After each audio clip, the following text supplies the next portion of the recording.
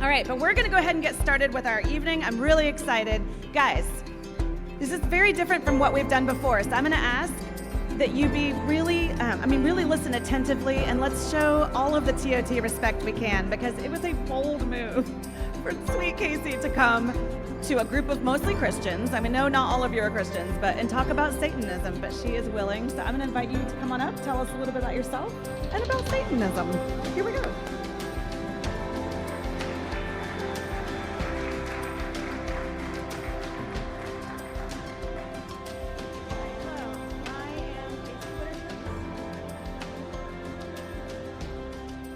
Casey Wittershins.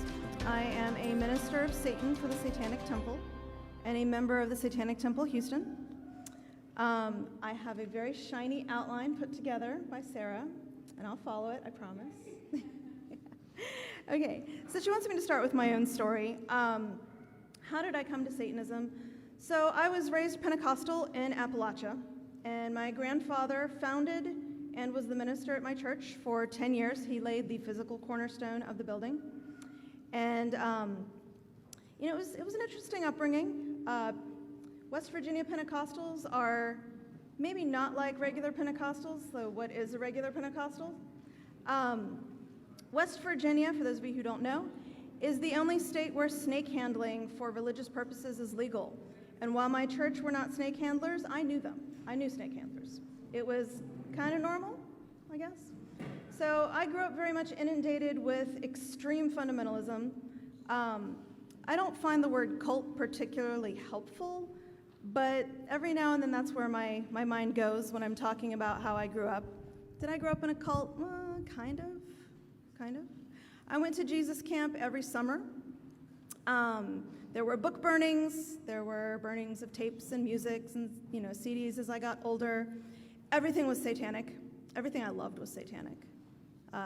Heavy metal music, Dungeons and Dragons. I'm a little old for that. I was born in the 70s, so I did experience the height of the satanic panic.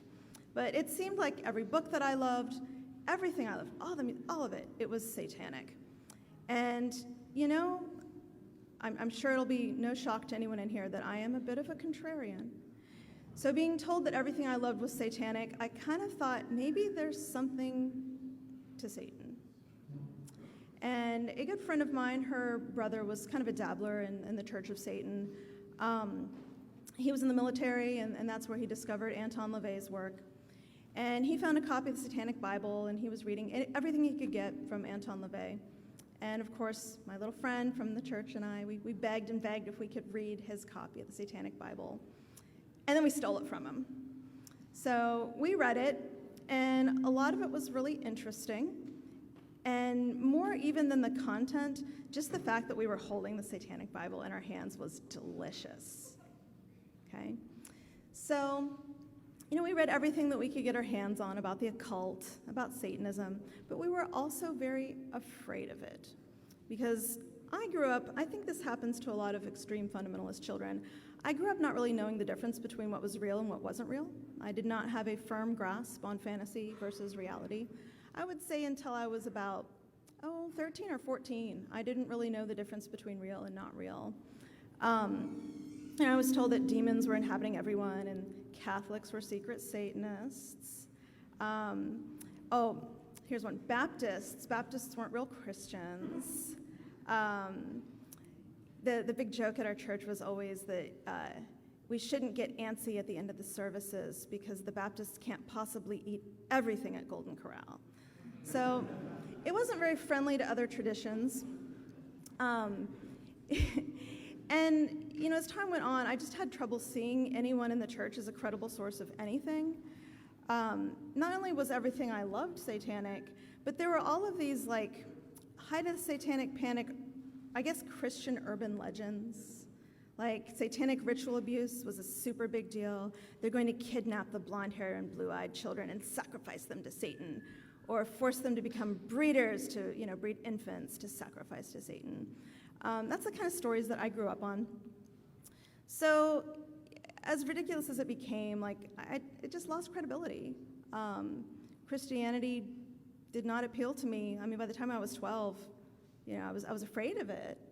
I was sure that when the rapture came, that I would be left behind. I had a kit under my bed. All the little kids at the church, we all had kits under our beds for when the rapture came. So that was my upbringing. I think there's only a few ways you can really go from there, and Satanist is not necessarily the worst of them, I guess, I would say. So as I got older, I, stepped away from the church. My mother actually left the church, and it was a big deal since her father, my grandfather, founded it. She formally left the church because of how harmful it was to my brother and me. So, I definitely have respect to her for standing up to that. She took us to a Methodist church, and I was terrified of the Methodist church because growing up, we'd been told that you can't be lukewarm because God will vomit you from his mouth. And nobody at the Methodist church was rolling around on the floor or being slain in the spirit or, their eyes rolling back in their head and screaming in tongues. So I thought they were lukewarm, and that was really scary to me. I wondered if they were perhaps secret Satanists. So I got older, and I decided I was an atheist. I was done with all of it. I never wanted anything to do with religion again. In my 20s, I looked at some secular humanist groups. They were snooze. They do great work. They're really boring.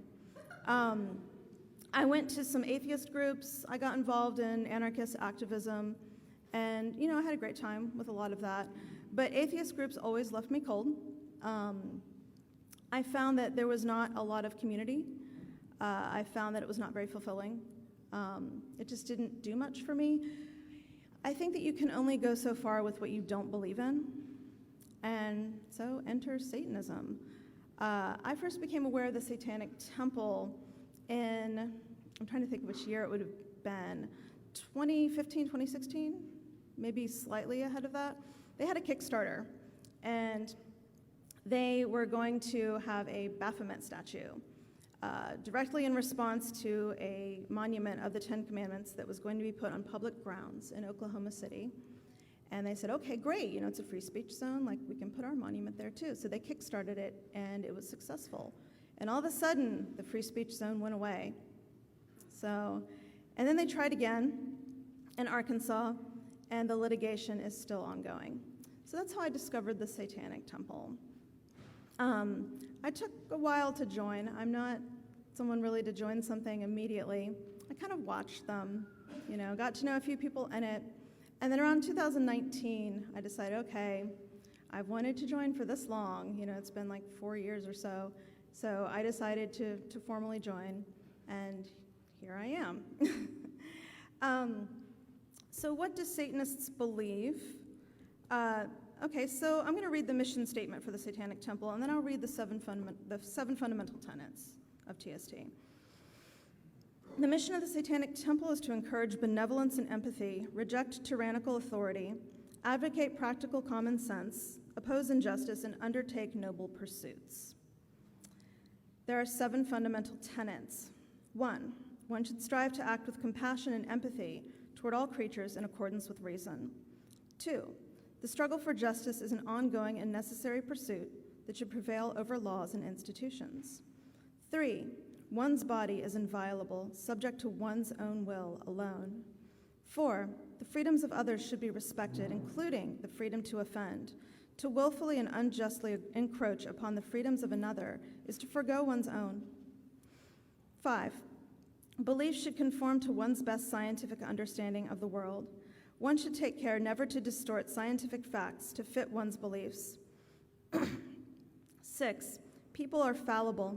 If one makes a mistake, one should do one's best to rectify it and resolve any harm that might have been caused.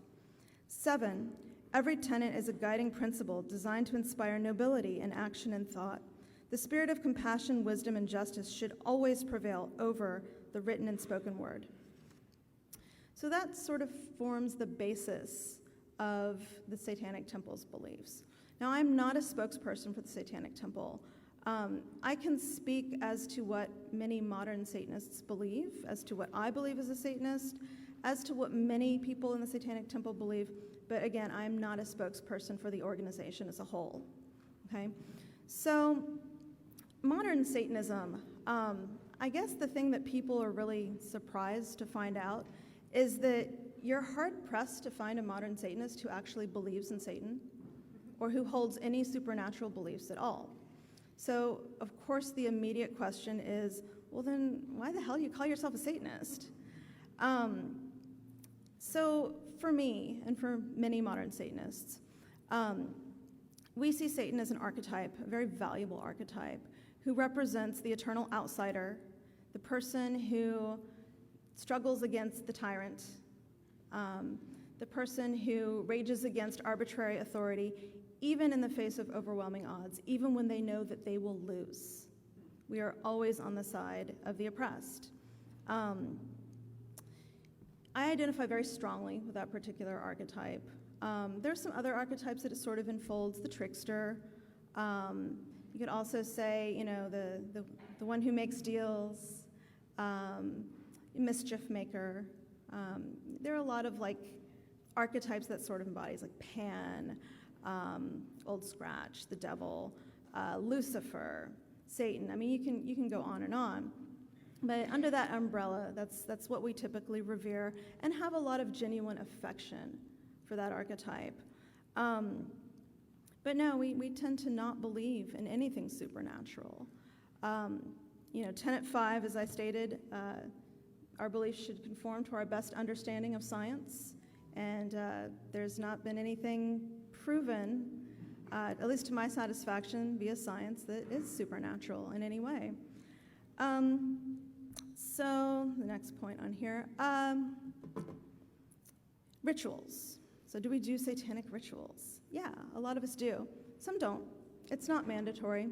There's very little that's mandatory. I'm trying to think of anything mandatory about modern Satanism. To call yourself a member of the Satanic Temple, you have to identify with the 7 tenets. But as far as things that are mandatory, there's not much. So rituals. Why do we perform rituals if we don't believe in magic, if we don't believe that we can cast spells on you or anything like that? For a lot of people, it's psychodrama. I mean, if you look at therapy, therapy is full of rituals, talking things out, symbolism, reframing your thoughts about different things, taking power of your own situation, you know, via the force of your own mind. So for a lot of people, that's what ritual is. Some people, it gives shape to their lives. It gives shape to their day. Some people just enjoy it. Some people like the sensory experience. They like incense. They like music. You know, whatever it is that they choose to do as part of their ritual, it's because they like it. Some people, it's performance art. Some people just enjoy, like, the theater of it. Some people like getting dressed up, wearing the clothes that they never get to wear any other time. It can be play. It can be dead serious. Ritual is very much whatever the practitioner wants it to be. It can be very dark, or it can be like full of flowers and light and playful. I've participated in all sorts of rituals, and they've just run a spectrum. So why do we do rituals? Because we want to. Symbolism. This is an area where I'm not an expert. You might find a lot of Satanists are very reluctant to speak when they don't have, you know, ways to cite their sources. I'm one of those.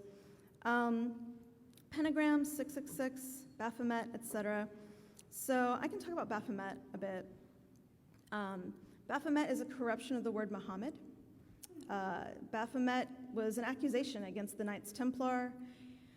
They were accused of worshiping a demon, and you know, it was over finances. They didn't want to pay the Knights Templar, so they were trying to stiff them on their bill, essentially.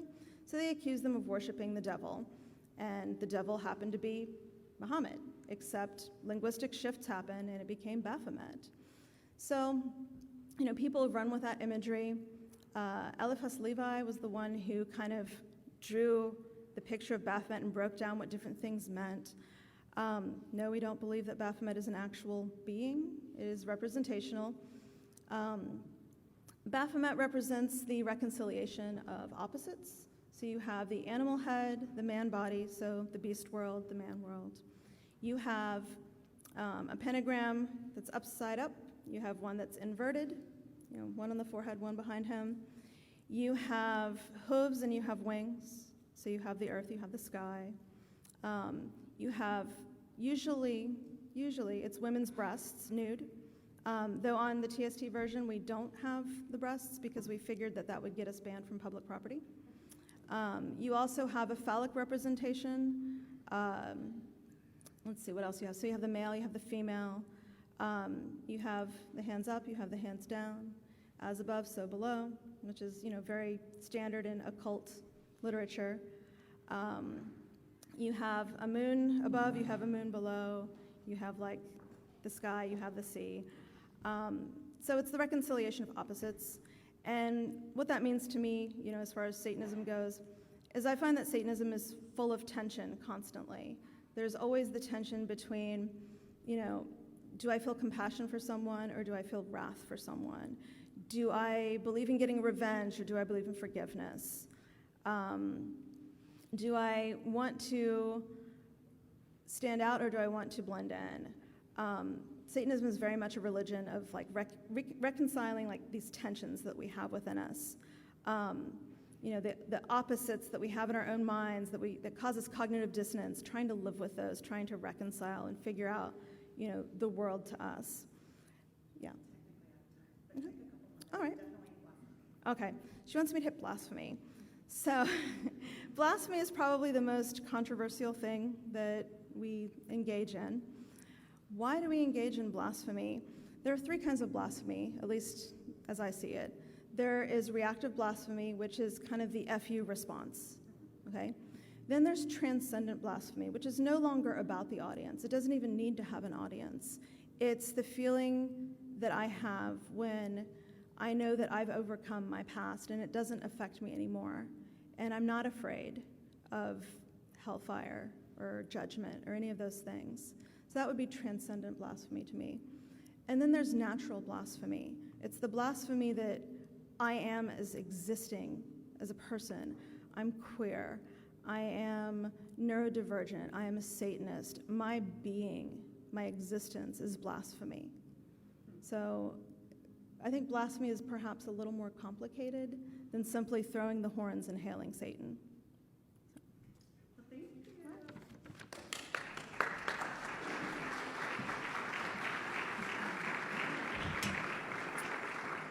Thank you for, I did make her end before she was done with the outline that she went through exactly as I asked her to, so thank you, because not everyone has always done that.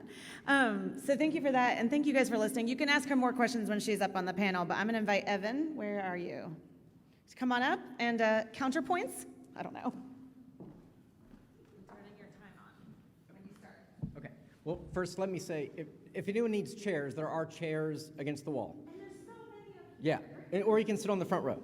But thank you all for coming out tonight. Thank you to Casey again for coming out. As Sarah said, it's not necessarily fun to come to an audience, a possibly hostile audience, although I think we're all pretty nice. Uh-oh, I killed, okay, we'll live with that.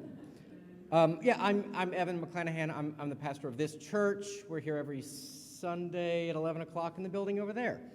I want to make three things very clear tonight. The first is that, in my view, I don't think uppercase S Satanists and lowercase s Satanists are really as far apart as you might think. Number two, Satanism will always be appealing because it exalts the self. And then number three, Christianity offers a far better world than Satanism of any variety. When we thought about this series, it was a two-part series where we wanted to look at Satanism and kind of conspiracy theories as a way of sort of looking at, sort of who really runs the world. Are Satanists actually like running Hollywood and the financial system? Is Satan even the ruler of this world? Or is actually the death and resurrection of Jesus Christ sufficient in sort of putting Satan to bed, and now, sort of Christ is king? So I think we'll talk about that in the panel. Or is all of this sort of newfound concern about Satanism and these conspiracy theories really just some kind of rebrand of the satanic panic from the 80s into something now like, QAnon, for example? So let's dig in. First, there's not as much daylight between uppercase S Satanists, and that's kind of hard to say, and lowercase s Satanists as you might like to think. You see, I will give the uppercase S Satanists at least, credit for having the courage to admit what they actually are, which is Satanists. The truth is, if asked without reference to the Satanic Temple, the tenets that you just heard, a lot of Americans would probably agree with those as good things. They could sort of fall into Satanism if they weren't paying attention. Likewise, a lot of atheists, they don't want to be labeled as atheists. They don't want the stigma of that, but actually, most people sort of live as atheists. To put it another way, most people live a, dare I say it, satanic lifestyle, even if they would recoil at the label of being a Satanist. Most people, while they might have spent hundreds of hours becoming experts on the Kardashians, who's basically a little coven, by the way, or they might know everything about their favorite sport or athlete, they have not bothered to invest the time in learning the difference between following Jesus Christ as their Lord and falling into the traps of the world. So if you have not invested such time in that, guess which camp you're just going to default into? So in other words, if you are investing yourself heavily into the idols of this world, you are not on Team Jesus. Sorry.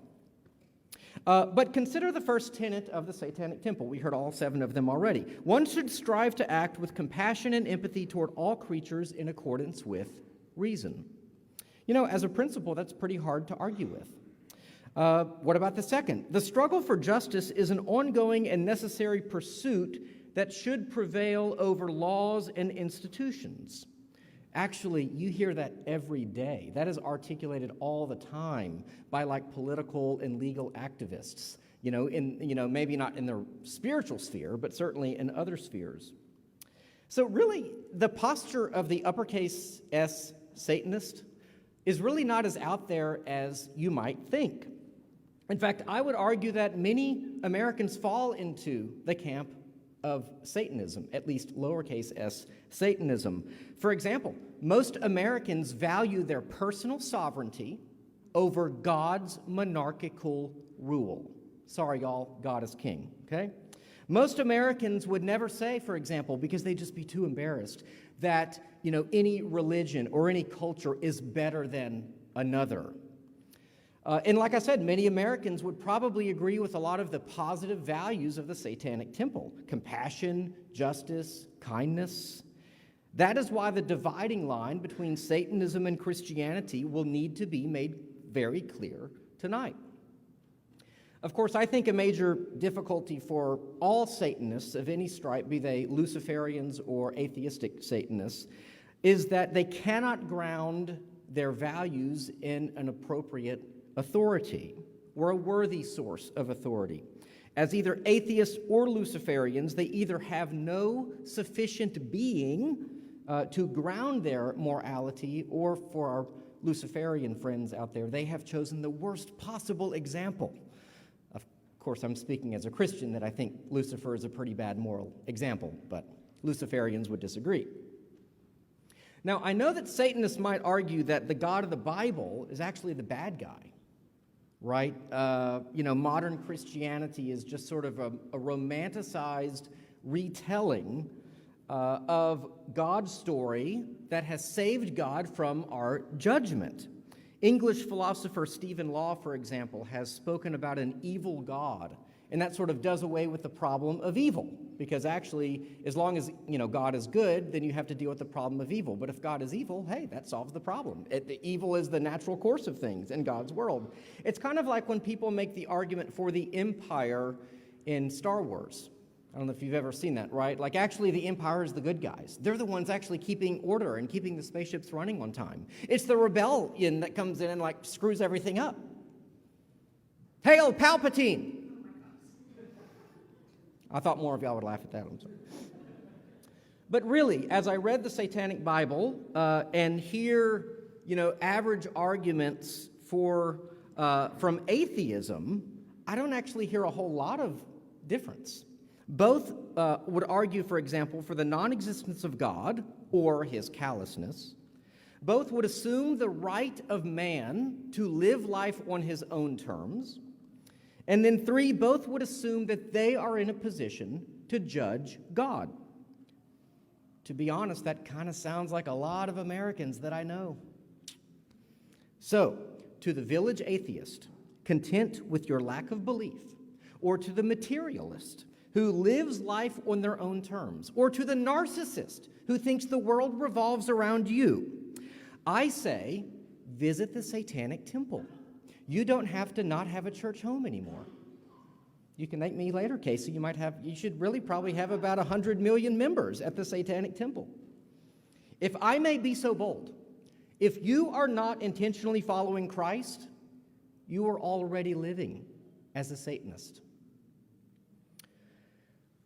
Second, what Satanism really seems to be about is the glorification of the self, the exaltation of man as a god, and a refusal to place oneself at the glory and mercy of God. Now, here are a few quotes from Anton LaVey's Satanic Bible. I'm not placing these on Casey. She may own these quotes. She may very well repudiate them. But these are from the Satanic Bible. His very first satanic statement is, Satan represents indulgence instead of abstinence. That sounds pretty familiar these days, actually. Later he writes, the Satanist feels, why not really be honest if you're going to create a God in your image? Why not create that God as yourself? Every man is a God if he chooses to recognize himself as one. He writes, blessed are the strong, for they shall possess the earth. Cursed are the weak, for they shall inherit the yoke. He says, blessed are the iron-handed, for the unfit shall flee before them. Cursed are the poor in spirit, for they shall be spat upon. Obviously, this is a retelling of the Beatitudes, the Sermon on the Mount. Or check out the rituals, for example, established to summon one for a lustful purpose, or to cause the destruction of an enemy. Over and over again, LaVey seems to be pretty clear that his version of Satanism, at least, is about taking what is yours. And what is yours seems to be whatever you can take. The belief that one can and should put him or herself at the center of his or her world, I think, is best seen in the tenet. One's body is inviolable, subject to one's will alone. Of course, that's a very different understanding from what Christians believe about our very bodies, right? St. Paul writes, do you not know that your bodies are temples of the Holy Spirit, who is in you, whom you have received from God? You are not your own. You were bought with a price. Therefore, honor God with your bodies. Christians do not celebrate the self or live for themselves. Rather, they live for others. Satanism clearly rejects that, at least in the Satanic Bible, as weakness. LaVey wants man to be freed from the constraints of others, to pursue his own interests without any interference. Man has the right to do that, and indeed, he really has the duty to himself to do that. In this sense, I would say Satanism is really nothing new. It goes all the way back to the Garden of Eden. Man there in the garden believed that he had the right to question God's word and his person. So none of this is anything new. Now, Christianity has given rise to the rights of the individual conscience. Listen to our podcast series on the Reformers about that. The value of the human body, the unique image-bearing properties of every human person from the moment of conception until their natural death. And yet, Christians do not assert an absolute autonomy from God, much less a sovereignty over God. But the Satanist does, and quite proudly so. And while that philosophy initially might sound empowering, I mean, hey guys, I loved Atlas Shrugged when I was 22. Okay? It ultimately leads to chaos. Maybe not to a person, per se, but as a social philosophy, it's disastrous. If everybody lived like the most satanic song of all time, Frank Sinatra's My Way, said, right? We would be a society by accident at best, and a fractured, fighting, hateful mix at worst.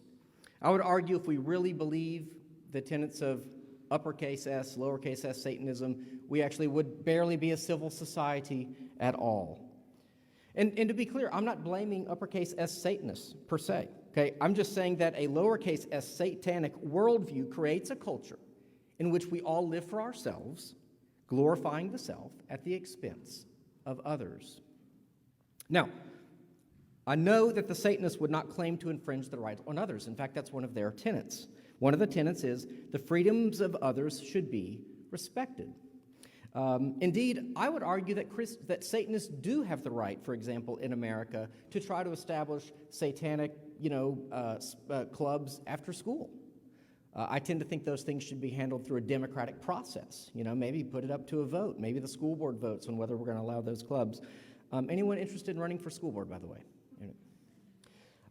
Further, I would agree that there is a significant degree, I'm kind of a libertarian, of autonomy that human beings enjoy. So I don't want to curtail the political rights of Satanists. Rather, it is their moral stances that I wish to exercise. Exercise with an O, not an E. Devastating circular selfishness, I would argue, is the end result of the moral elevation of the self above God. How much time do I have? What? Okay. Let me read one quote. This is about Ayn Rand's objectivism, Atlas Shrugged, which a lot of Satanists enjoy. It's not necessarily the same thing, but let me read this quote. "The truth about mere man is that he is not mere man. He is made by his creator and by nature to be a person in relation. He is an individual, yes, but his individuality, his personality, his true self-interest can only be realized in relationship to another. Thus, he invariably finds the highest fulfillment of his personhood in love, in friendship, and in the service to and sacrifice for others." Third, and I got to go fast because I'm running out of time, Christianity offers a far better world than Satanism of any variety. Now, I know there are difficult passages in the Bible where it looks like God is commanding warfare, and there are lots of historical examples like the Salem witch trials, the Inquisition, where Christians really seem to screw things up. And yet, Christianity, properly understood, is basically about what God has done for others, and therefore what we ought to do for others. Out of his love for his people, he revealed himself in word and deed. He sacrificed for us, and he promised us joy now and everlasting life. Paul writes in Romans 5, "For one will scarcely die for a righteous person, though perhaps for a good person one would dare even to die. But God shows his love for us in that while we were still sinners, Christ died for us." This is why Christianity, by and large, has brought with it the fruits of a fair and just and good society, one in which women were elevated, slaves were freed, children were cherished and rescued, marriages were strengthened, and fairness and honor in the marketplace and the courts became far more common. Christianity creates a culture in which prosperity and the expectation of legal equity and equality were basic expectations. Christians cannot help but to do for others what God has done for them. Christians are builders. They build schools. They build communities. They have historically lots of children. They are a champion for the unborn and for the infirm. And I would argue even the final tenet, for example, that speaks of Satanism, that argues for compassion, wisdom, and justice. What really are those things without God? Majority rule? Personal opinions? Now, lest you think that you are safely distanced from Satanism, I would argue that Jesus did not see it that way. In Matthew 12, after an exorcism that leads his religious opponents to compare Jesus to Beelzebul, he says this: "Every kingdom divided against itself will be ruined, and every city or household divided against itself will not stand." And a few verses later, he says, "Whoever is not with me is against me, and whoever does not gather with me scatters." Those are Jesus' words, not mine. So it is not just uppercase S Satanists whose souls that we should be concerned about. It is all of those who are without Christ, but perhaps believe that they are. It is those who call themselves Christians but follow the demands of the flesh. It is those who act as their own God, deciding what is good or bad or right and wrong by their own arbitrary standards. It is those who dare to believe that they do not need Christ as Lord, but they are their own Lord, obedient only to their own conscience. Thank you.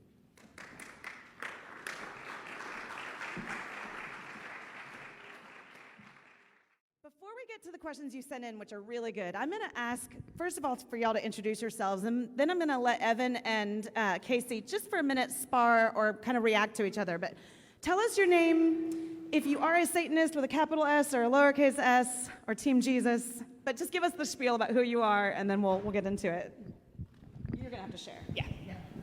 My name is Beth White, and so I do not consider myself a Satanist. I teach theology and ethics at Houston Christian High School to seniors there, and so that's what I do. Great. My name is Paul Sloan. I teach New Testament, Bible, theology type stuff at Houston Christian University. It used to be called HBU, Houston Baptist. I'm also the teaching pastor at the church that's now called Baptist Temple. It'll also change its name soon, but that's not because of... It's not because of me, I promise. It has nothing to do with me. And yeah, I'm a Christian. And if you want a flyer with Paul's face on it, just go to the back afterwards, and maybe he'll sign it for you. Yeah, I did not approve the... Yep. I'm so excited about those flyers. Casey Witterson's Minister of Satan, and I am on Team Lucifer. Okay. Unequivocal, I like it. Well, I'm the pastor of this church here, so I think you know that I'm a Christian. I'm Evan. What is the new name of the Baptist Temple? Maybe we should vote on it tonight. I mean, why the suspense, Paul? Why all the coy disguises? We don't know. Oh, okay. How about Morning Star Baptist Church? For those of you who know, you know. Okay, so let's just take, 3, 4, 5 minutes to see how it goes. Did either of you hear the other ones? I saw you perk up when he said the Kardashians are a coven. You were like, what? But just, if you heard the other one say something you want to remark on or push back on, I'll give you guys a few minutes to do that, and then we'll carry on. So Many things. Pastor Evan, I do want to mention that it really, I guess I can't get too sweary. It chaps my ass when people identify other people as a certain religion or group and they're not. Like calling them a coven, like let them self-identify that way. I don't know, it just seems to be kind of a very ugly Christian tendency to identify other people as things. Like, I was called a Satanist when I was 11. So, that stuff it does harm. Okay, so this is about me. The thing about the Kardashians, it wasn't even in my very scripted script, so I shouldn't have even said that, I guess. Don't stray from the script. But actually, they're definitely little case as Satanists. They live completely worldly lives. I think that's on full display for everyone to see. And they do parade around. I mean, anybody see Travis Barker and what's her name? Was it Chloe? Who did he marry? Chloe, Courtney? How do you know so much about the Kardashians? Did anyone... He knows more about them than I do. Did anyone see their wedding? Anyone see does anyone listen to what they have to say? I don't want to be too conspiratorial, but I mean, I don't know, he was wearing his robe looked almost exactly like yours, so I think you should recruit. We don't proselytize or recruit, ever. She told us that when we met the first time. That is true. Especially children. Also, identifying other people as Satanists and not letting them self-identify, I do find that offensive as well.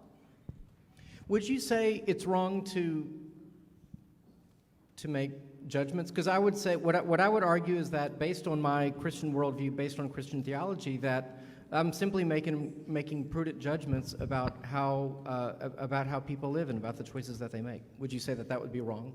I think that you can word things differently. I guess maybe we're having a semantic argument here. I do know that there is harm in labeling people Satanists who are not Satanists. There's demonstrable harm. People have gone to jail, especially during the Satanic Panic. The McMartin preschool case was an example of people. It was I think it's the longest and most expensive running trial ever, criminal trial in the United States, and people were put away for years. So what I'm trying to do is not label any one person a Satanist per se, except maybe the Kardashians. But I kid. But what I'm trying to say is that from the Christian point of view, what Christ himself makes clear is that to follow Christ is to recognize Christ as Lord, and if you're not gathering with him, that you are scattering. You are basically on Team Jesus or you're on the other team. And Christians do have a pretty binary understanding of that. So I don't think I'm actually labeling anybody anything. I think that they are labeling themselves with their refusal to follow Christ. And if that's what they choose, it's a free country. Casey, somebody actually texted about this and said, why is it offensive to label someone a Satanist who does not self-identify as such if Satanism isn't a bad thing? Because we live in a world where they kill Satanists. Or And let's eat the mic just a little more. Yeah. Or they put them in jail.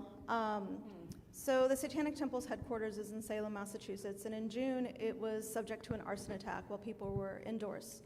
And when questioned, the person who did it said, yes, this is a hate crime. We should kill the Satanists. It's not an isolated incident. One of our founders, Lucian Greaves, I don't want to say he lives life on the run necessarily, but he has had to relocate at the drop of a hat. There have been other members of the Satanic Temple who have found people in their driveways in the middle of the night. When they've checked the reels for their security footage, they've had people show up at their homes. Identifying as a Satanist, I don't want to be disingenuous and say that I don't know that it's going to cause controversy, but there are some lines that should not be crossed. And I do think that it can put people in danger. I self-identify as a Satanist. I call myself a Satanist. I take on some danger there, and I do that willingly. But people who don't self-identify as Satanists, they aren't doing that. Yeah, that's fair. I am going to move us along. I know I said I'd give you guys time to spar, but we only have 45 minutes left, and I have like 100 questions. Okay. I've asked Paul if he would, as one of our residential teachers here tonight, if he would just give us a whistle-stop tour. That's an N.T. Wright reference. That's why I keep using that, since you love him. A whistle-stop tour through the Bible of just Satan.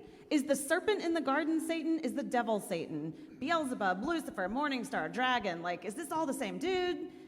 Does he have a legion?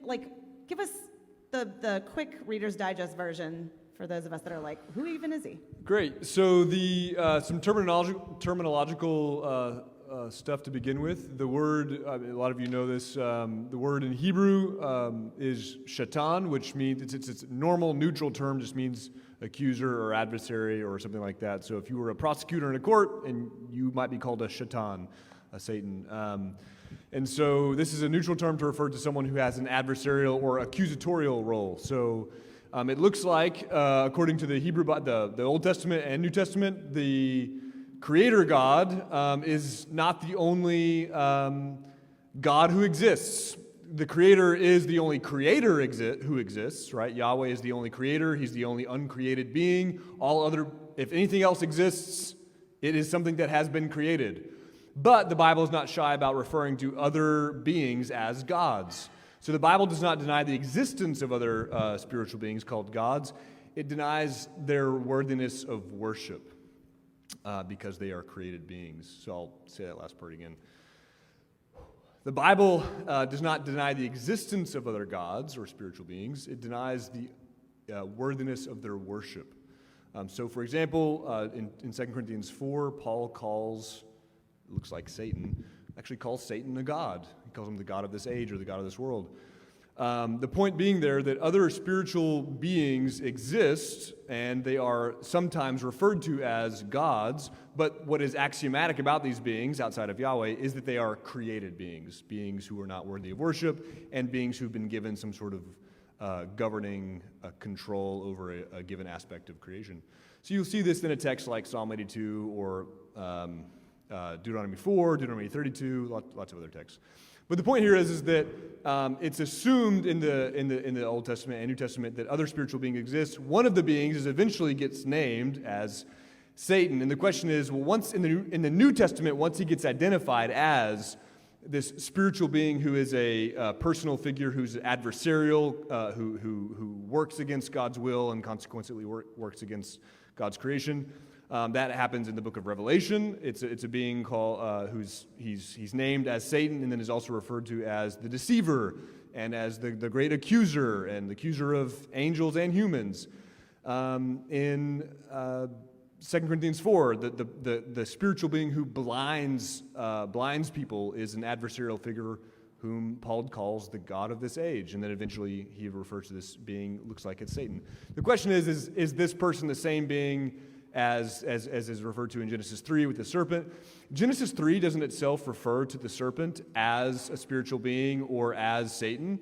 But it looks like that's the way it was read by most Jews who read that text in what we call Second Temple Judaism. So Second Temple Judaism is just a time period that refers to Jewish texts composed roughly between the year 500 BC and 100 AD. And it looks like this group of Jews unanimously interpreted this figure in Genesis 3, and consequently this nefarious figure throughout the Old Testament as this adversarial opponent who they eventually named lots of things. He never gets one name throughout the Old Testament or Second Temple text or New Testament. Sometimes he's called Beelzebul or Beelzebub. Sometimes he's called Azazel. Sometimes he's called Mastema. Sometimes he's called Satan. But the point is assumed that there are a group of beings, spiritual beings who are not human, who are created and who rebelled against the divine will, and who then use that rebellion or within that rebelled state, they attempt to confuse, deceive, and lead astray the people of God in various ways. And eventually it's assumed that this one leader of these beings, a guy named Satan, takes control of these spiritual beings and then leads astray the created world. That's the narrative that's assumed in a text like Luke 4, where Satan comes to Jesus and says, it shows him all the kingdoms of the world and says, these have all been handed over to me, and I do X, Y, Z with them. That's part of why Evan was saying that if you're not on Team Jesus, what he means by is like not under the God of Israel, the Creator God, you're indirectly under the control of Satan, not because you've opted into Satanism or anything like that, but simply because in the same way that if you moved to a war-torn territory, you would just consequently be under the dictatorship of that leader. I'm going to stop you there thank you. That was whistle stop. Thank you. Somebody asked, just to piggyback on that, what does Satan take its form as? Is it a physical body form or based on actions and behaviors? Like, can I just call one of y'all Satan if you're mean to me? Anyone can answer. It doesn't have to just be Paul. We're getting to the portion now where everybody answers. What's that? I already talked. We're all theologians. Yeah. Oh, the question is, sorry. What does Satan take its form as? Is it a physical body form or based on actions, behaviors? I mean, I think based on what Paul was just saying, as well as what I understand, there is, Satan by definition is a spiritual being. But Scripture gives us reason to believe that that spiritual being can overtake and indwell physical beings as well. How or when that happens, I don't necessarily want to.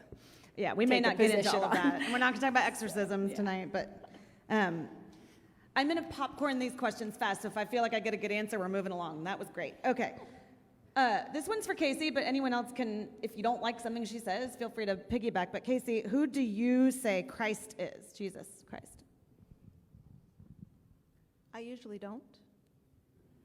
Fair. I think that there's some historical dispute as to the existence of one particular being who fits all of those criteria. I don't really care to speculate necessarily. Okay. I thought for sure you were going to say he was a good teacher, but he was just a guy. But yeah, okay. Next question says, does it actually benefit the Christian life to try and understand Satan as a specific being? And to really do so, wouldn't we just have to encounter him for ourselves? I don't want to do that.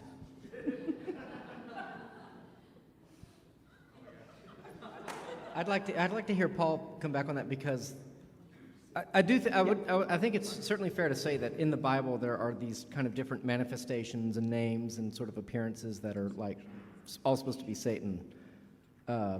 So what was the question again, though? He's reading it. Read it in the mic. Does it actually benefit the Christian life to try and understand Satan as a specific being? And to really do so, wouldn't we just have to encounter him for ourselves? I don't want to do that. Can I just say that, as he said, the Hebrew word does just mean adversary, and that's why I am kind of throwing this broad blanket on those who are not sort of on Team Jesus as being, I'm using that in the Hebrew sense of the word, satanic. They are adversarial to God. They are adversarial to Christ, and so I would say that it's not important at all to focus on this one particular being. Because there is a demonic realm that includes many beings. I think this idea of focusing on this one particular being is probably misguided, and maybe even a trick of Satan, to get us hyper-focused in one direction. I think that our focus as Christians, I can only speak for Christians, ought to be not being adversaries to God, but seeking the will of God, the law of God, to be obedient to God, and not to be adversarial in any way, and therefore not to be, in the strict Hebrew understanding of that word, satanic. All right, moving. Oh, Yeah, what? no, everything. I'm great with everything you said. I would just add that, eventually, Jewish, New Testament, and eventually maybe even in the Old Testament, you do get an acknowledgement that there is a being who is the leader of these bad guys, right? So a leader of the demons, whatever he's called. Sometimes he's called Satan, sometimes he's called Mastema, sometimes he's called Beelzebub. The point is that the New Testament and Second Temple Jewish texts would affirm that there is a leader of these divine beings who have rebelled against God, and so there are divine beings who have rebelled against God, and there is a leader of them. I would say it's important. It's important to identify them as such to the degree that it helps us also understand aspects of Christ's own work. Oftentimes it's easy and wrong to reduce Christ's work either to his earthly ministry or to his death on the cross, when the New Testament is quite emphatic about capitalizing, is probably not the best word, but emphasizing that Christ's work upon his enthronement accomplishes something, so that Christ upon his enthronement at the right hand of the Father subjugates these powers to himself. And so that the New Testament announces, in fact, it's actually part of the reason why the apostles then go on the mission to the nations. Because the assumption is that the other nations are ruled by these other beings. And so once Christ is enthroned and subjugates these other powers to himself, that becomes the basis for the nations hearing the message that Christ has subjugated the powers that formerly ruled you. And so the gospel that the nations are hearing is the message that Christ is now the enthroned ruler of everybody. Amen. So, yeah. All right, next question says, and a lot of these questions are for Casey. So if you get a question, you're like, I'm done answering questions. We can spread it out over the panel, but so just, cry uncle if you need to. But it says, if bodily autonomy is subject only to the individual's will, what would Satanism have to say about minors who, quote, desire relationships with adults over 18 and vice versa? Do you want me to say it again? It was kind of long. No. Okay. Okay, so there's no tenet that's meant to be taken in isolation. According to our best scientific understanding, tenet 5, minors' brains develop much more slowly, especially the decision-making components of their brains. Okay. Also, the first tenet has to do with compassion within reason. Okay. Anytime that you try to take any of the tenets away from the other ones, you run into those kinds of quandaries. So I think that it needs to be considered with all 7 tenets. And if you consider all 7 tenets, then there's clearly no acceptable relationship along those lines. Okay. Any pushback? I think that was a pretty good answer. Okay. Again, for Casey, can you actually, this is in reference to something you said at the beginning of your talk, can you actually point to any archetypical understanding of Satan in which he actually cares for the oppressed? It seems mostly like projection, like something you want to be the case. Yeah, so if you've ever read, there's one text that we consider, at least the Satanic Temple considers to be religious canon, and that would be La Révolte des Anges. The Revolt of the Angels by Anatole France. In that particular book, the Satan figures are very much trying to bring about revolution to benefit mankind. Also, Prometheus is often considered a Luciferian or Satanic figure, the light bringer, the one who defied the higher powers to bring knowledge and understanding and literal light to mankind. Okay. There are two questions that came in that are kind of similar, so I'm going to read them both so that both these people get their moment in the sun here. Sorry, you guys keep texting me. Okay. What is the eschatology of, how does it all end up, of Satanism? That is, what do Satanists think the ultimate state of humanity will look like, and how are they working to bring about that vision? That's the first one. And the second one says, what is your view of what happens at death? Is the end of life the same for Hitler and Jesus? They really went there. Okay, so you got Hitler and Jesus, and then the first one is, how does this all end up for the state of humanity? What will it look like? And what are Satanists do to bring about that vision? But you definitely start, but I'm curious if anyone wants to respond after that. If you ask 100 Satanists that question, you'll get 100 different answers. And I'm not trying that as a dodge. The end goal is to live the best life that I can live, whatever that means to be, and whatever that means to any individual Satanist. We don't have, I guess maybe some individual Satanists have some grand plan, but as a whole, there's no grand plan for humanity. As far as an afterlife goes, I personally assume that my afterlife will be exactly the same as my before life. Nobody wants to push back on that? There was nothing. Okay. Nothing before, nothing after. Okay. What about the Jesus Hitler? Speak in the mic. What about the Jesus Hitler? Like, do they? I guess you would say that if there's nothing afterlife, then obviously all people end up in the same place, which is Nothing. as though they were never born. The only justice is the justice that we create. So I would say, just to piggyback on that part of what my argument was is that I don't think that's it's just my opinion, I guess, but I would argue that is not a broad enough conception of what society actually is and how a civil society functions. I do kind of love the idea of pursuing my own interests, but I think the beautiful thing about Christianity is that we also pursue the interest of others, which isn't to say that a Satanist can't choose to pursue the interest of others, as I'm sure that you do. But why would they, ultimately? And I think that Christianity compels us to consider, in fact, really demands of us to consider the interest of others. And so I would think that that's a difference. We don't have an arbitrary standard of justice. We don't have an arbitrary kind of reason for life. We are given that by God, and we live at the behest of His, rule. But See, I find horror in thinking that the ultimate justice is because of a supernatural being's whims. I know it's a very common argument with atheism, but it's always been a compelling one for me that if you are ultimately compelled by a supernatural being to have a certain morality or to seek justice in a certain way, then it feels meaningless. Why do I pursue justice? Because I want to live in a world where that happens.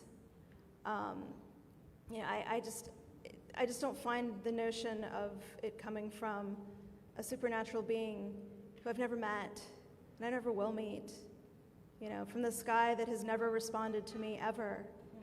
I just don't find that to be moving. But if it doesn't come from a supernatural being, where or from whom does it come? And if it doesn't come from a supernatural being, why would it have any authority at all? So you talked about whims, and I wrote earlier, you talked about arbitrary authority. But of course I would say that God doesn't have arbitrary authority. He has rightful authority by His very nature. So I guess my question would be, what would make, say, your will any more what would make it an equally or more valid authority than, say, God Himself? because I exist. And I know that really boils down to something that's very simplistic, and I think that, it might just be where we end up patting each other on the shoulder and saying, thank you for, not beating the crap out of me today. I won't do that.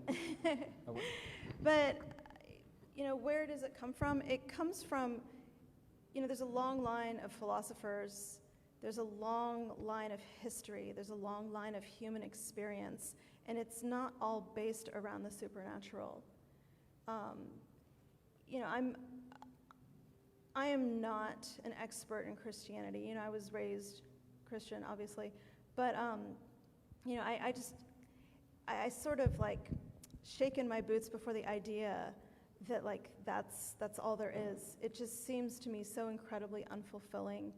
It seems to me that it can't be anything but arbitrary. And the men who interpret it, why do they think that they're having the authority there? Why do they think that their interpretation is any better? Why is their interpretation more just, more satisfying, more compelling? Why should I listen to you over any other minister, any other tradition? Why? Why should you listen to me personally? You shouldn't. You should only listen to those who seek to speak the words of God. How do we know what God has said? Of course, this all ultimately comes back to authority. This all comes back down to, has God spoken and what did he say? And of course, my core conviction is that he has revealed himself to us in the scriptures, that the Bible is the authoritative word of God.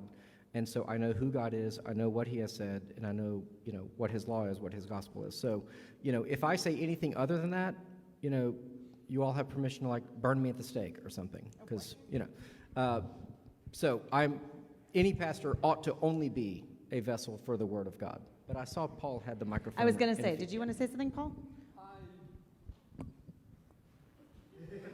Look, we're on a timetable. We're on a time crunch. I don't know. I suspect,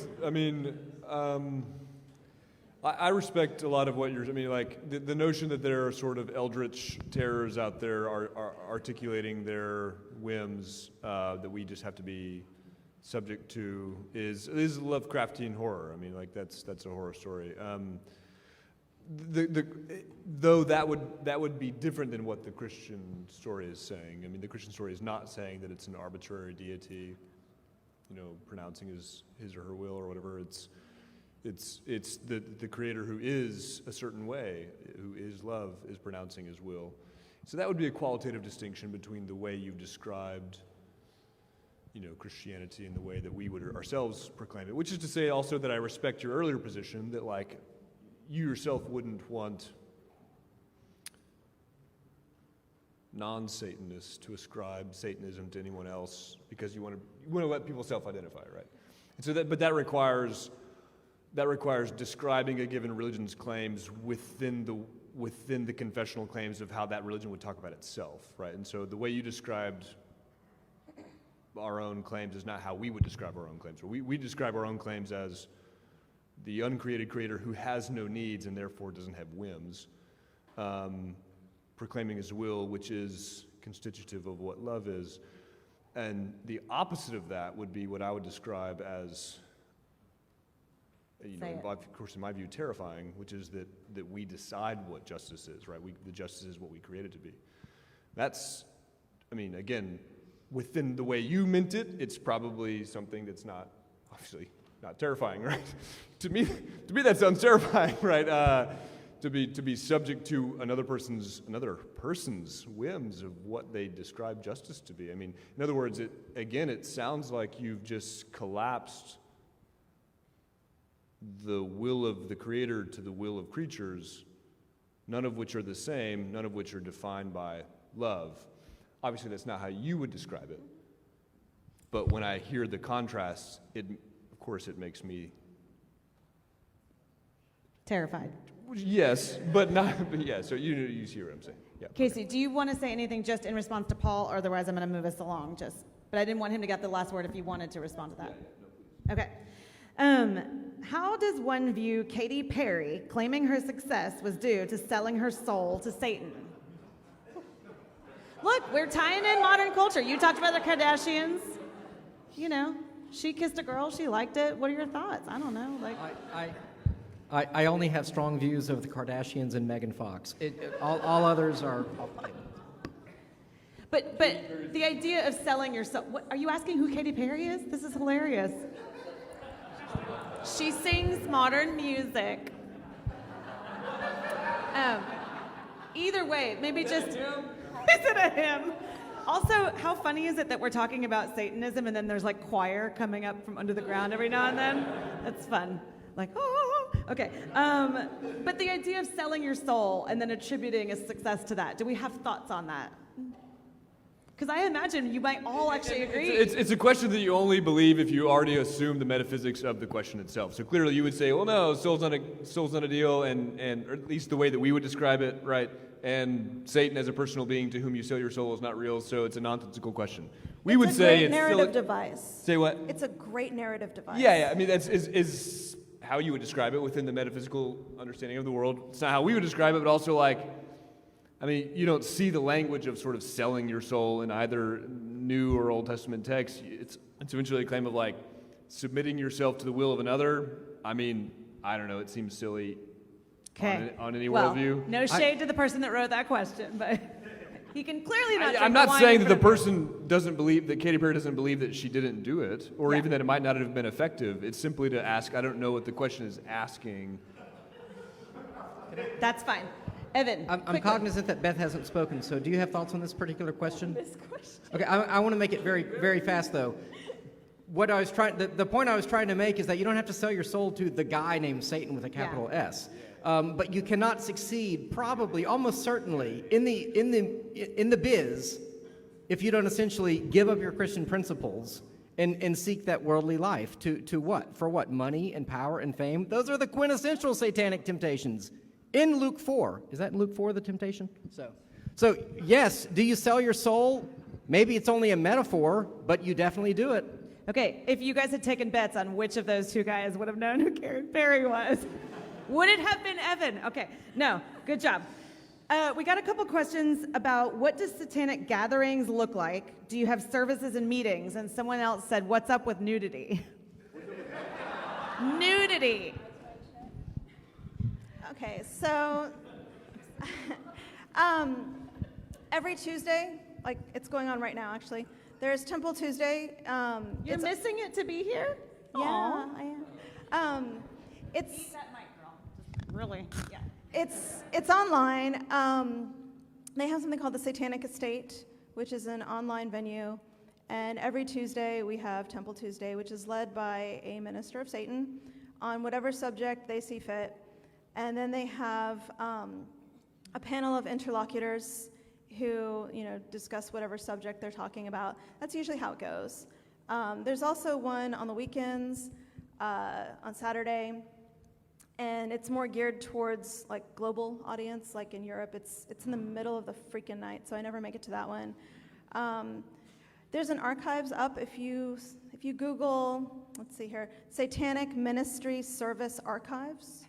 Okay, if you Google that, you'll find our recorded archives of all of our services, and I'm in a few of them.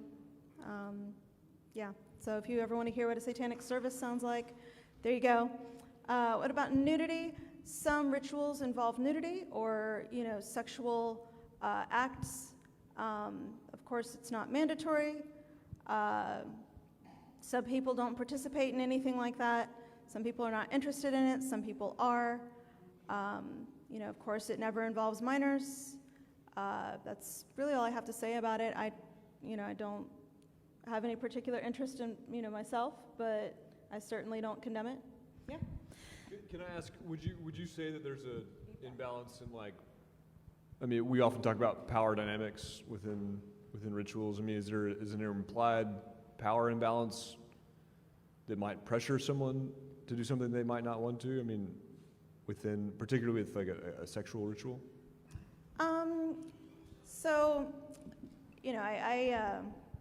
My position in the Satanic Temple, I work for the Ordination Council, and the Ordination Council, they kind of help define the religious aspect of the religion, if that makes sense.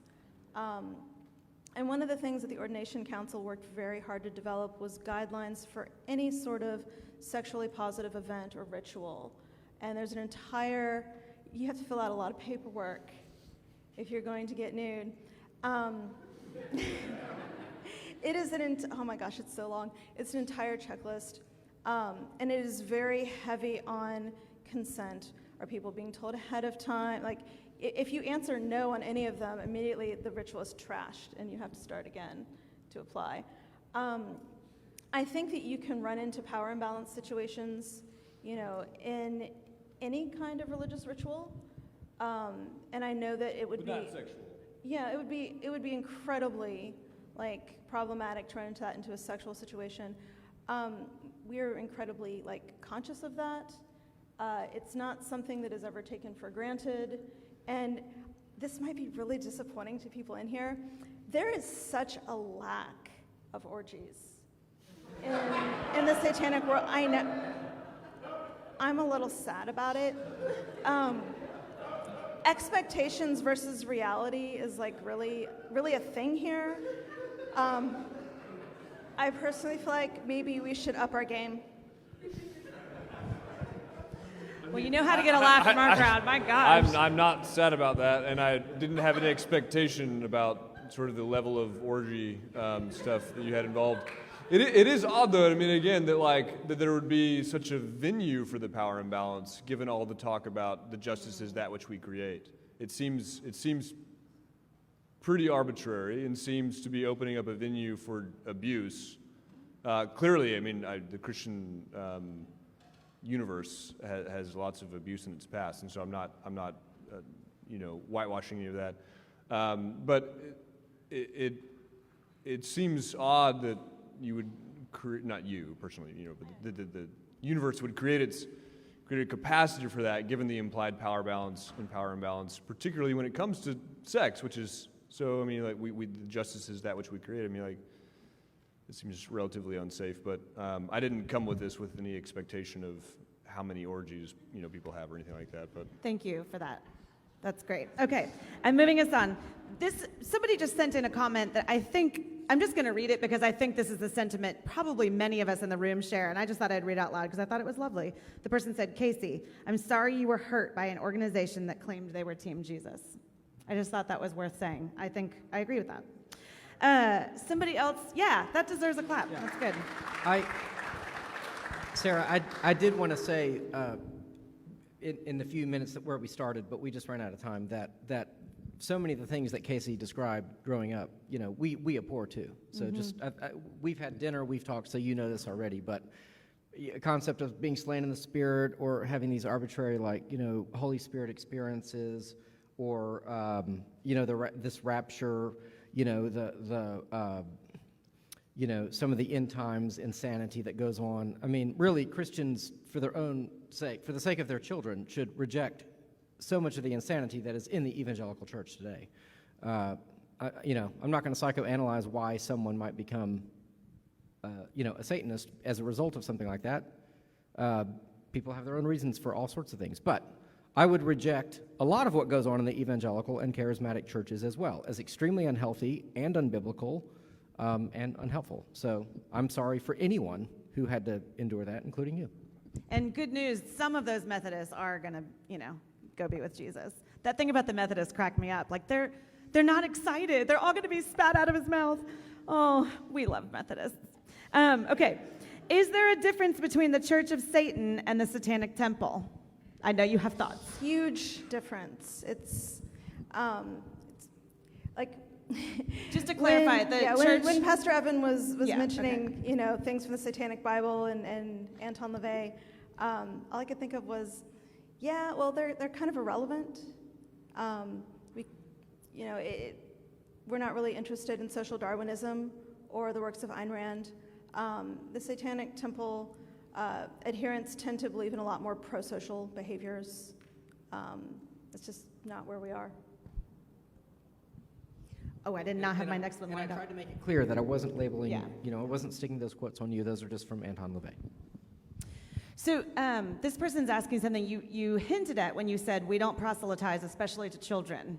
They said, how do you feel about raising children as Satanists? Do you encourage parents to do so if they themselves are Satanists? No. Boom.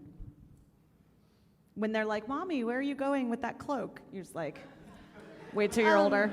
I don't know. My child is very aware of the Satanic Temple and what I do in the Satanic Temple.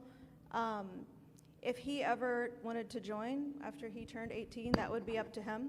But that would be the case with whatever religion that he chose. We've talked a little bit about injustices tonight and things that are wrong with the evangelical church today. This person says, if Jesus instituted the church, why are there so many serious issues in the church, as Casey pointed out? She's looking at y'all like, y'all, this is your thing. Like, I really was hoping one of you would be like, because of Satan. If I'm honest, this is a question that sometimes will keep me up at night. So it makes sense. I think it's really easy given our culture and our access to media and information to get overwhelmed with how many bad things there are in the church. And this is something that I tell my students because they obviously have these same kinds of questions and problems, is that for every bad thing that we hear about in the news, there's probably hundreds of good things that are taking place in the church. And that churches exist, especially in America, on every corner, and they're all doing good and loving each other and having community and developing friendships and demonstrating the fruit of the Spirit, showing love and joy and kindness and all of these things, which is more, I think, simple, following after the life that Jesus himself led, which was simple, eating with people, talking with people, loving people. And that, I think, and this isn't to excuse all of the horrible things that the church is responsible for, because those things do exist, but it is more to try and take the spotlight off of those things and recognize that the church is so much bigger than just that. And even beyond that, if we get out of America, the church is so much bigger than just the things that we see and hear in America. And I'm having deja vu because I think I said something like this at last TOT, so. Oh, okay. What's the difference between a Satanist and a humanist? Why choose such an antagonistic name for Christians? I don't quite understand that second part, but between a Satanist and a humanist. Just all of the weird, creepy symbols? All the Satan stuff. What'd you say? All the Satan stuff. Yeah, well, that'd be one. I understand the question. And I don't mean to be giving like a pithy response here, but really the end of it is because I am a Satanist. If I wanted to be a humanist, I would join the secular humanists, or maybe the Rotary Club, or something along those lines. I identify very strongly with the archetype of Satan.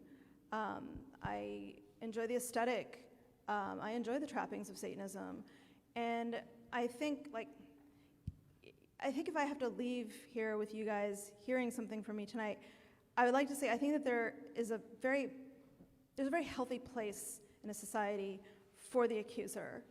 I think that it's almost necessary for a healthy society to have that person on the margins and on the outside of things pointing and saying, you're doing it wrong. Okay? Now, if that were the only thing that I did with my life, that would be a very hollow life. Do I have my ideas of how you should be doing it? Sure, and I offer those ideas. But I think that the role of the Satanist is always to champion that kind of idea of the person on the outside, the person who says, you're doing it wrong. And I think that is a good and healthy thing, and that we need that. Yeah. So I can't help but be reminded of our Reformers podcast series. Second time he's plugged it tonight, Segue, but who's counting? or plug. And actually agree a lot with Casey in the sense that the church needed men, in this case it was men, who came along and said to the church, you're doing it wrong. And what were they accused of? Basically being Satanists, basically blasphemy, I mean, they were like when Wycliffe wanted to translate the Bible into English. It was like, you can't do that. That's like throwing pearls before swine. What? Like putting the Bible in the vernacular language is, you're calling the people swine? What is going on? This is crazy. So in that sense, there can be a time like in a need for reform. The question is always to what standard or by what standard? That is the ultimate question. And that's why it always for us as Christians has to come back to, has God spoken and what did he say? So, I would say to the humanist, I would say, by what standard are you going to, go ahead, humanist, tell me the standard to which you're going to appeal. What? Your own mind? The majority will of people? Lots of majority wills of people who killed a whole bunch of people. I don't think that's sufficient. You have to have an ultimate standard. I don't think it's arbitrary because I think God has clearly spoken. Of course I believe that. I'm a Christian. I mean, the other thing to say is that, the other thing to say here is that, your point about the person who's necessary to bring this point up, this is what the role of the accuser was, not Satan with a capital S, but the person who, it was with both in the Old Testament text and in Second Temple Jewish texts, there were divine beings who brought up the claims of justice up to the divine being, Yahweh, to say, like, look, God, act on behalf of these things. These things ought not have been this way, and these people did wrong, and please act on behalf. And so I guess my point would be, like, your implicit point there that, like, hey, things ought not be that way, I'm wondering who you're claiming that to.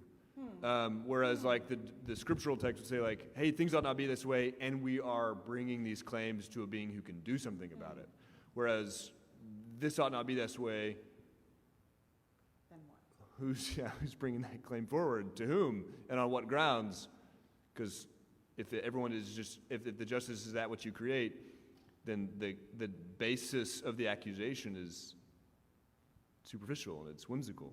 I don't know who's arbitrating it and to whom are you making the claim? And so that would be part of the philosophical and of scriptural, but philosophical disagreement I have with just the value judgment of an accusation against that things ought not be this way. Like, says who and to whom are you adjudicating this, right? I'm going to try to sneak in one more question before our final question. We have 5 minutes left. This is not to open up this topic because we have talked about this topic before and you can come and ask us afterwards what we think about this topic, but just sort of a yes or no-ish kind of thing. To Casey, it says, if compassion toward others yet also believing in science, it's not a complete sentence, but you get the idea. How do you feel about same-sex relationships? A lot of people ask this question, which is why I'm sneaking it in at the end, even though it's huge. So modern Satanism and the Satanic Temple, specifically, we don't just tolerate queer people. We are queer people. Like, we celebrate queerness. It's not even a question. There's no debate within the Satanic Temple or even really modern Satanism about same-sex relationships. We think the conversation is weird. Okay. It's consistent, so I'd expect that. I already knew the answer, but I just wanted to address all the people that asked it. Okay, the last question that came in for Casey, but I would love any of you that want to just give a 30-second or to a minute answer. But first, maybe Casey, do you feel truly fulfilled as a Satanist? And then for the rest of you, who all claimed not to be a Satanist, do you feel fulfilled by your worldview? Do I find Satanism fulfilling? Yeah, I do. It certainly fills a community role in my life that was lacking.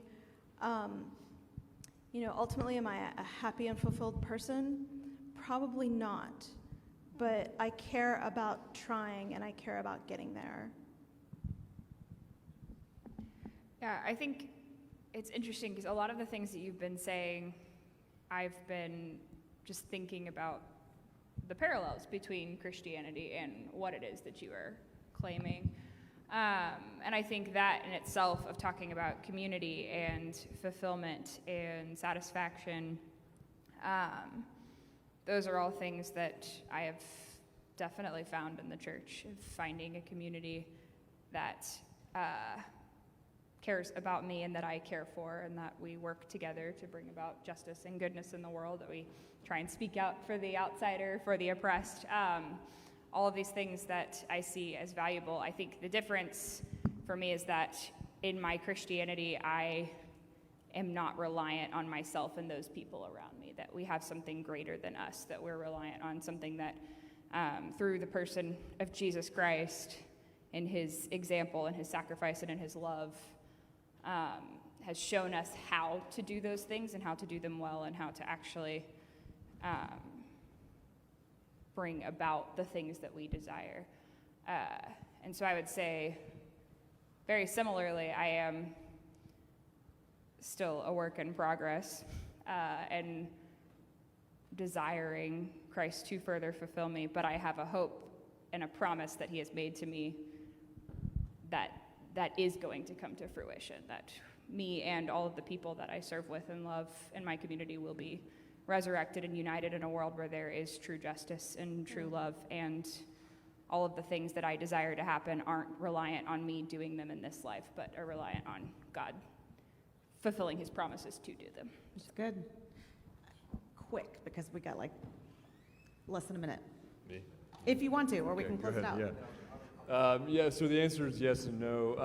No, I'm not fulfilled in this, or sorry, I'll begin with the other part.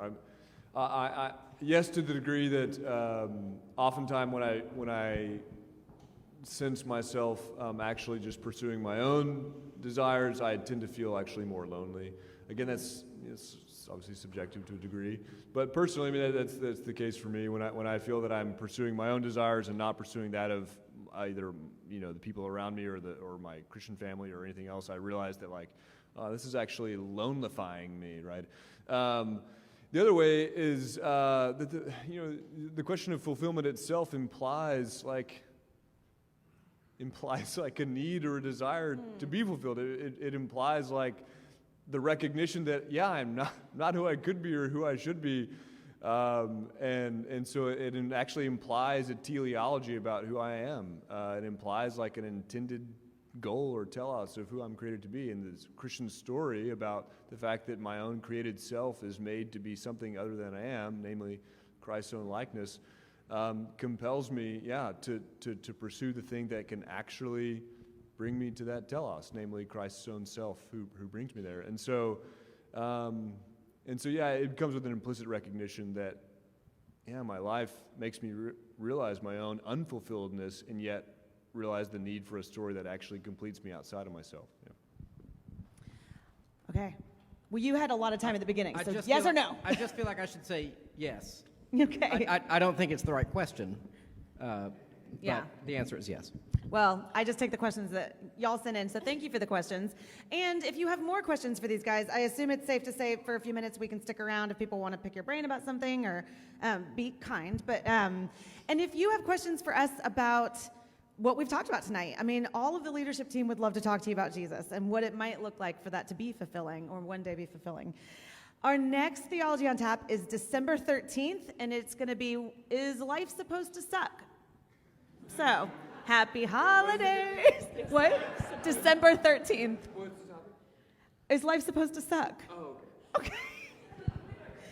And so, going into the holidays, it seems like a question that some people are asking anyway, but we will make it lively and fun for you. I'm going to invite Meredith to, one more quick second, to come up and pray for us. And then if you said you would volunteer afterwards to help tear some stuff down, come and find me afterwards. All right. This is another member of our leadership team, a Methodist. I hope you're not lukewarm. I was totally like, yes, Methodists. Let's pray. God, we're grateful. We're grateful that you're here. We're grateful that we're here. We're grateful that you show up and you keep showing up. And we're grateful that even when we don't understand, you do. And so, God, whatever happens tonight, cover us in your grace and bring us closer to your presence. In your name, amen. Thank you, guys.